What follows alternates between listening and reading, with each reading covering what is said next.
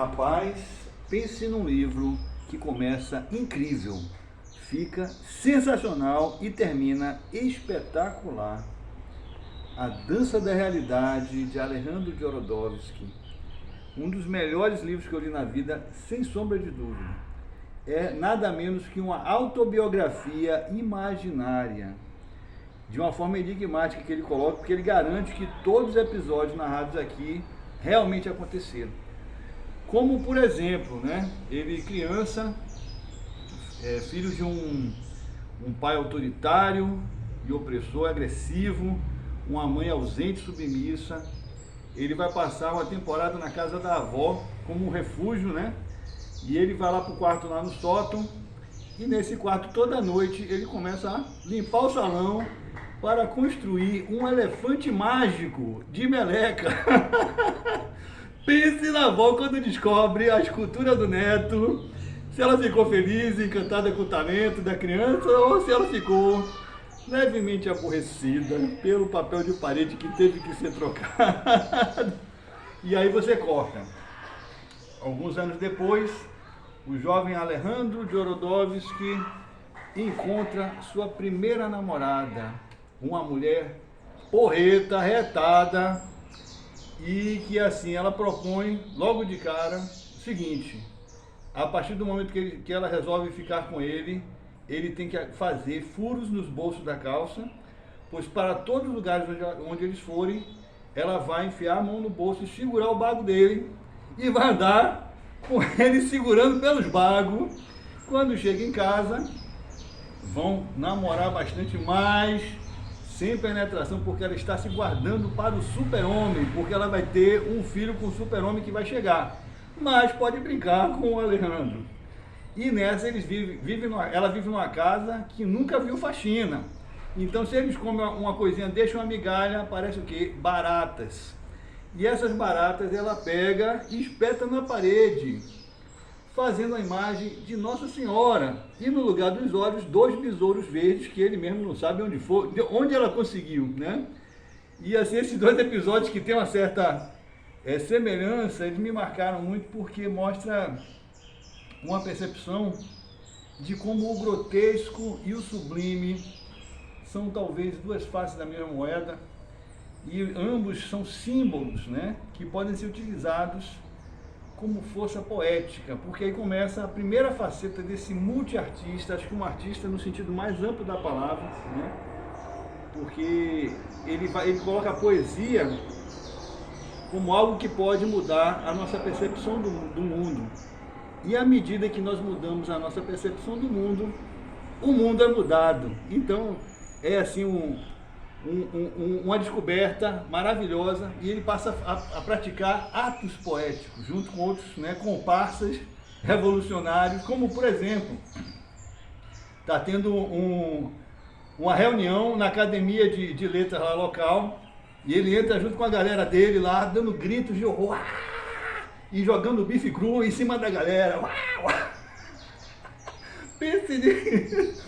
Esses são os atos. Só que ele foi evoluindo esse conceito do ato poético, até que ele percebeu que o ato poético deveria ser positivo e afirmar a vida e não a morte. Então ele foi burilando, e chega um determinado momento que ele tem faz a descoberta de que a arte deve servir à cura.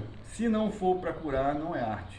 Uma definição que eu acolhi no meu coração como verdade, e a partir daí transformou a jornada dele, que ele foi muitas coisas, né? Teve teatro de marionete, foi ator, foi diretor de teatro, diretor de cinema, tem a Montanha Sagrada, outros filmes alucinados, foi um grande roteirista de quadrinhos, né? Com a parceria com vários desenhistas, entre eles o Moebius, na série do Incal, que é sensacional, né? E ele, a partir daí, ele também foi, nesse contexto da arte como cura, ele foi desenvolvendo o que ele chamou, ele também é um grande estudioso do tarô, né? E ele vai percebendo, assim, como a realidade, essa dança da realidade que ele está falando, né? A realidade é um sonho, a vida é um sonho, né? E ele tem um período extenso da vida que ele é dedicado a desenvolver sonhos lúcidos, né? Ele está sonhando, ele conseguir interagir no sonho, e a partir dele transporta essa vivência dos sonhos lúcidos para o sonho da vida, o sonho da realidade, né? Ao perceber que o inconsciente, ele aceita metáforas e símbolos como verdade, né? E que se você assim abraça esse conceito de que a vida é um sonho, manifestações como a doença, né?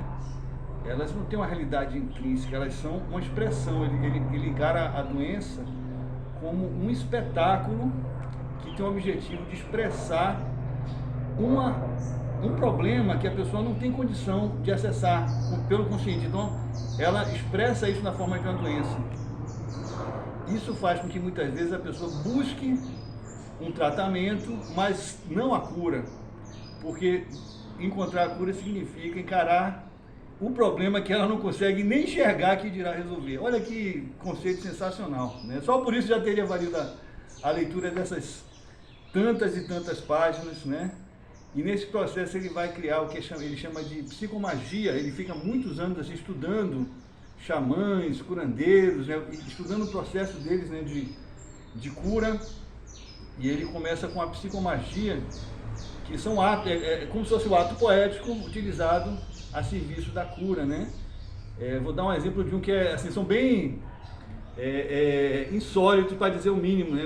Uma mulher que, por exemplo, né, um que ficou na minha cabeça, ela com muita dificuldade em se relacionar sexualmente com parceiros, né? Porque ela toda vez que ela ia fazer sexo tinha úlceras na vagina, né?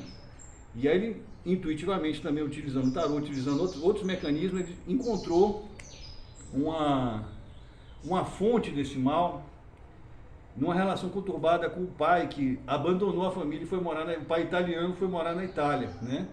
Então, qual o ato psicomágico que ele recomenda para ela? Mandou ela cozinhar, pegar 3 quilos de macarrão de espaguete, cozinhar o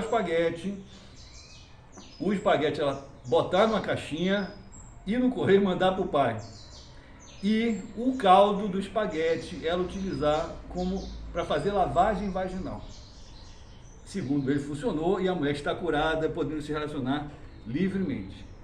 E eu não duvido, não, porque ele vai dando outros exemplos, e quando você vai acessando essa dimensão onírica da vida, eu acho que uma porta se abre que espero que não se feche mais, pelo menos para mim. Depois disso ele avança ainda mais para o psicoxamanismo, né? Que aí vou dar um exemplo também, que é uma mulher que foi abandonada pelo amante e ficou assim dilacerada e sem conseguir se relacionar mais com ninguém e muito sofrida por esse abandono, né? Então eles fazem, ele escreve o nome desse amante que abandonou, né? E faz toda uma encenação, né? Cola com os esparadrapo aqui no peito da mulher. E ele, junto com outras pessoas, vão lá como se fosse assim, estivesse grudado, que era muito difícil, ele fazendo aquele esforço terrível. E a coisa é tão convincente que a mulher começa a urrar de dor. Ele lá para arrancar, finalmente ele consegue arrancar. E agora nós vamos lhe dar um novo coração. Ele faz a mesma pantomima para enfiar um novo coração na mulher. E dessa vez ele escreve a palavra amor e cola no peito. E ela se curou da apaixonite mal resolvida. É um livro assim que esse tempo é curto para falar de tanta coisa espetacular que esse livro trouxe para a minha vida. Quero finalizar com essa poesia que ele encerra o livro, não é spoiler, porque a poesia nunca será completamente fechada, né? Então aqui, lindo demais. Olha a carinha dele aqui, ó. Esse cara é lindo demais, rapaz. Ganhou mais um fã, com certeza. E se você for ler o livro, vai entrar para o fã-clube também, eu tenho certeza. Não sei para onde vou, mas sei com quem vou. Não sei onde estou, mas sei que estou aqui. Não sei quem é Deus, mas Deus sabe quem eu sou. Não sei o que é o mundo, mas sei que ele me pertence. Não sei quanto valho, mas sei não me comparar com nada. Não sei o que é o amor, mas sei que gozo de sua existência. Não posso evitar as adversidades, mas sei como resistir a elas. Não posso negar a violência, mas posso negar a crueldade. Não posso mudar o mundo, mas posso mudar a mim mesmo. Não sei o que faço, mas sei que o que faço me faz. Não sei quem sou, mas sei que não sou o que não sabe.